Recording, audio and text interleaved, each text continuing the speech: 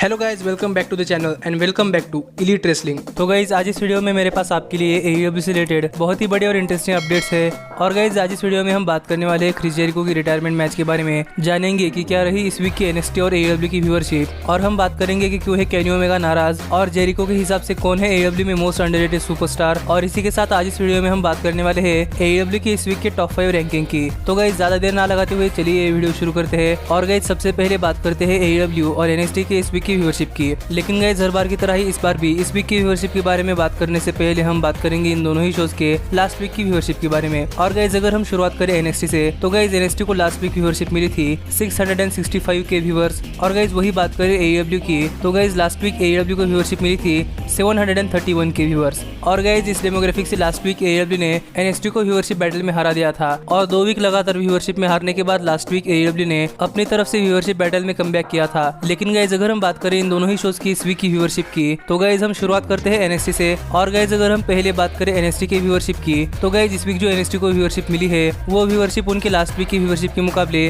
4.2% कम है। और गाइज इस वीक जो NXT को व्यूअरशिप मिली है वो है 637 के व्यूअर्स। लेकिन गाइज वही बात करें AEW की, तो गाइज AEW को इस वीक व्यूअरशिप में उनके लास्ट वीक के व्यूअरशिप के मुकाबले 5.2% नुकसान हो चुका है। और इस वीक की AEW की व्यूअरशिप उनके लास्ट वीक की व्यूअरशिप के मुकाबले 5.2% नीचे आ चुकी है। और इस वीक जो AEW को व्यूअरशिप मिली है वो है 693 के व्यूअर्स। और गाइस इस डेमोग्राफी से हम जान सकते हैं कि इस वीक भी AEW ने NXT को व्यूअरशिप बैटल में लगातार दूसरी बार हराया है। लेकिन गाइस मुझे यहाँ पर ऐसा लग रहा था कि इस वीक की AEW की व्यूअरशिप उनके लास्ट वीक की व्यूअरशिप के मुकाबले ज्यादा बढ़ जाएगी। लेकिन सरप्राइजिंगली इस वीक की AEW की व्यूअरशिप उनके लास्ट वीक की व्यूअरशिप के मुकाबले नीचे आ चुकी है। लेकिन गाइस इसमें अब हम कुछ कर भी नहीं सकते, इसलिए अब हम बात करते हैं AEW के इस वीक के टॉप 5 रैंकिंग की। तो गाइस हर बार की तरह इस बार भी AEW ने उनकी वीकली टॉप 5 रैंकिंग निकाली है। और अगर हम पहले शुरुआत करें AEW की विमेंस डिवीजन से, तो गाइस AEW की विमेंस डिवीजन में टॉप 5 रैंकिंग में नंबर 5 पर आते हैं रिहो, नंबर 4 पर आते हैं ब्रिट बेकर, नंबर 3 पर आते हैं युका साकाजी, नंबर 2 पर आते हैं क्रिस स्टैटलैंडर, और गाइस नंबर 1 पर आते हैं हिकारू शिरा। और स्टिल है हमारी AEW विमेंस चैंपियन नायला रोज। और गाइस हमें इस वीक के विमेंस डिवीजन के टॉप 5 रैंकिंग में कोई भी चेंज नहीं देखने को मिला। लेकिन गाइस वही हम बात करें इस वीक के AEW के टैग टीम डिवीजन के टॉप 5 रैंकिंग की, तो गाइस इस वीक के AEW की टैग टीम डिवीजन के टॉप 5 रैंकिंग में नंबर 5 पर आते हैं लूचा ब्रोज, नंबर 4 पर आते हैं SCU,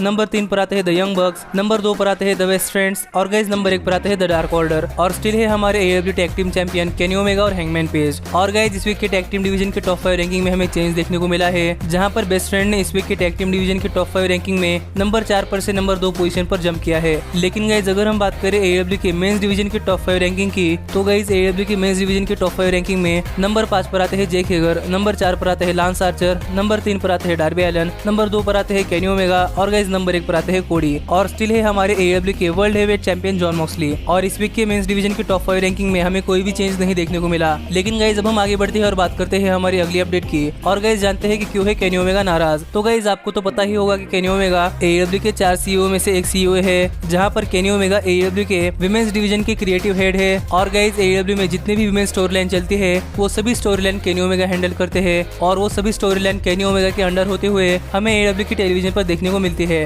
लेकिन गाइस हाल फिलहाल में कुछ ऐसी चीज हो चुकी है जिस वजह से केनी ओमेगा बहुत ही ज्यादा नाराज है। और गाइस हुआ कुछ ऐसा है कि अगर आपने इस वीक का AEW डायनामाइट शो देखा होगा या फिर हमारे चैनल पर शो का रिव्यू वीडियो देखा होगा, तो गाइस आपको पता होगा कि इस वीक AEW डायनामाइट पर विमेंस डिवीजन से कोई भी मैच नहीं हुआ। और गाइस ऐसा इसलिए क्योंकि गाइस केनी ओमेगा को टेलीविजन पर विमेंस डिवीजन का मैच दिखाने के लिए बहुत ही कम समय मिल रहा है, जहां पर टोनी खान शो लिखते समय AEW के विमेंस डिवीजन के लिए बहुत ही कम टाइम ऑफर कर रहे हैं। और गाइस इसी वजह से केनी ओमेगा बहुत ज्यादा नाराज है, क्योंकि गाइस केनी ओमेगा का कहना है कि इतने कम समय में AEW की विमेंस डिवीजन की तरफ से कोई भी बेहतरीन मैच हमें AEW के टेलीविजन पर नहीं देखने को मिल सकता। और गाइस केनी ओमेगा चाहते हैं कि AEW की विमेंस डिवीजन स्टैब्लिश करने के लिए केनी ओमेगा को और AEW की विमेंस डिवीजन को थोड़ा सा ज्यादा टीवी टाइम मिले, जिस वजह से कि हमें AEW की विमेंस डिवीजन की तरफ से डायनामाइट शो पर बहुत ही बेहतरीन मैचेस देखने को मिले। लेकिन गाइस टोनी खान ने पहले शो बहुत ज्यादा स्टैक कर लिया था, जिस वजह से इस वीक वाले AEW डायनामाइट शो पर हमें विमेंस डिवीजन की तरफ से कोई भी मैच नहीं देखने को मिला। और गाइस मुझे यहाँ पर ऐसा लगता है कि टोनी खान को समझना चाहिए कि उन्हें अपनी विमेंस डिवीजन को टाइम देना पड़ेगा, कि जिस वजह से उनकी विमेंस डिवीजन स्टैब्लिश हो पाए। नहीं तो हर बार AEW में AEW की विमेंस डिवीजन बहुत ही वीक दिखाई देगी। और गाइस पिछले महीने में जो AEW डायनामाइट के शोज हुए थे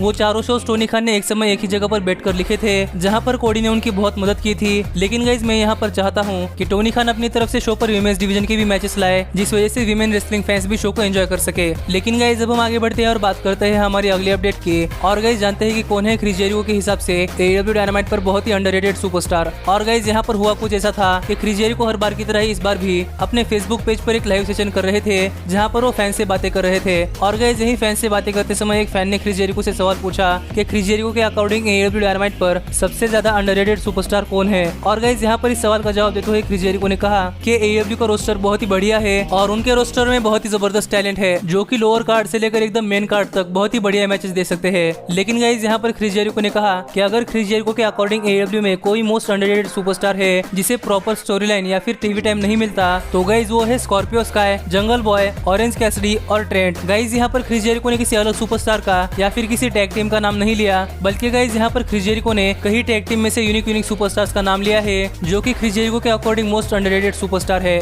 और गाइस यहाँ पर बात करें इन सुपरस्टार की, तो गाइस पहले तो है ट्रेंट, जो कि बेस्ट फ्रेंड्स टैग टीम में बहुत ही जबरदस्त काम कर रहे हैं, और वही दूसरा नाम है ऑरेंज कैसिडी का, जो ट्रेंट के साथ बेस्ट फ्रेंड्स टैग टीम का हिस्सा है। और गाइस फिलहाल तो बेस्ट फ्रेंड्स टैग टीम बहुत ही अच्छा काम कर रही है, यानी कि क्रिस जेरिको का बेस्ट फ्रेंड्स को अंडररेटेड कहना बेस्ट फ्रेंड्स के लिए काम का साबित हुआ। और गाइस अगले सुपरस्टार है जंगल बॉय, जो कि जोरासिक एक्सप्रेस टैग टीम का हिस्सा है। लेकिन गाइस मुझे नहीं लगता कि अभी जंगल बॉय पर इतना बड़ा दाव लगाना चाहिए, क्योंकि गाइस जंगल बॉय अभी यंग सुपरस्टार है और गाइस आने वाले सालों में जंगल बॉय बहुत ही जबरदस्त सुपरस्टार बन सकते हैं। लेकिन गाइस फाइनल नाम जो क्रिस जेरिको ने कहा वो था स्कॉर्पियो स्काई का। और गाइस क्रिस जेरिको ने अपने फेसबुक लाइव सेशन अभी से करीब 1-2 दिन पहले किया था। इस वजह से मुझे यहाँ पर ऐसा लग रहा है कि क्रिस जेरिको के स्कॉर्पियो स्काई को अंडररेटेड कहने के बाद स्कॉर्पियो स्काई के साथ AEW पर बहुत ही बढ़िया चीजें होने वाली है, जिसकी शुरुआत शायद हो चुकी है कि स्कॉर्पियो स्काई को हर AEW डायनामाइट पर एक सही टाइमिंग के साथ अपना एक प्रॉपर सेगमेंट मिल रहा है, जिस वजह से शायद हम एक्सपेक्ट कर सकते हैं कि फ्यूचर में स्कॉर्पियो स्काई के साथ बहुत ही अच्छी चीजें हो सकती है। लेकिन गाइस अगर हम बात करें हमारी सबसे फाइनल और सबसे मेन अपडेट की, तो गाइस ये अपडेट है क्रिस जेरिको की रिटायरमेंट मैच से लेकर। गाइस अपने बढ़िया रेसलिंग करियर के बाद हर कोई रेसलर एक समय पर रिटायर होता है, और गाइस वही यहाँ रेसलिंग कम्युनिटी में क्रिस जेरिको की रिटायरमेंट मैच से लेकर बातें हो रही है, जहाँ पर क्रिस जेरिको की रिटायरमेंट मैच से लेकर बहुत ही बड़ी अपडेट सामने निकल कर आई है। गाइस क्रिस जेरिको ने AEW के साथ 3 साल का कॉन्ट्रैक्ट साइन किया था, और अब फिलहाल में क्रिस जेरिको की एज लगभग 50 साल है। और गाइस उनका 3 साल का कॉन्ट्रैक्ट 2022 या फिर 2023 में खत्म होने वाला है। और गाइस मुझे यहाँ पर ये लगता है कि ये प्रोबेबली क्रिस जेरिको का उनके रेसलिंग करियर का आखिरी कॉन्ट्रैक्ट साबित हो सकता है कि वो कोई कॉन्ट्रैक्ट किसी रेसलिंग प्रमोशन के लिए रेसल करने के लिए साइन करे। लेकिन गाइस वही बात करें क्रिस जेरिको की रिटायरमेंट मैच की, तो गाइस यहाँ पर एक फैन ने लांस स्टॉर्म से ट्विटर पर एक सवाल पूछा था कि क्या ये सच है कि क्रिस जेरिको अपनी रिटायरमेंट मैच तुम्हारे खिलाफ लड़ना चाहते हैं या नहीं। और यहाँ पर उस फैन ने लांस स्टॉर्म से ये सवाल पूछा था, और यहाँ पर इस चीज पर रिप्लाई करते हुए लांस स्टॉर्म ने लिखा कि हाँ हमारे बीच में इस टॉपिक को लेकर बातें हुई है। लेकिन गाइस आप अगर लांस स्टॉर्म को नहीं जानते तो फिर मैं आपको बता दूं कि लांस स्टॉर्म रेसलिंग इंडस्ट्री के 90s और 20s के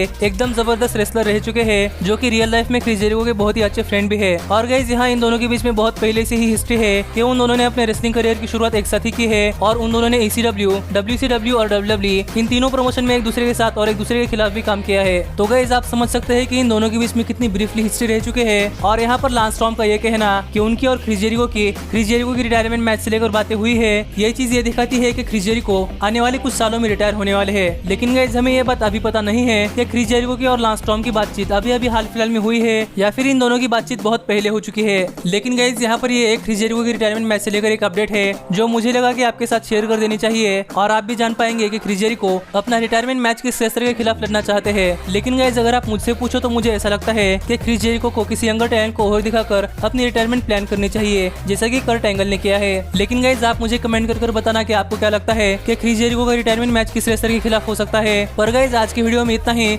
मिलता हूँ आपसे अगली वीडियो में। लेकिन गाइस तब तक stay healthy, stay happy and keep watching elite wrestling. Hey, did you like that video? Click the screen for more. And where do you think you're going? And thanks so much for being the elite. The elite, the elite. What, Nick, you're not going to sing it all with me this time?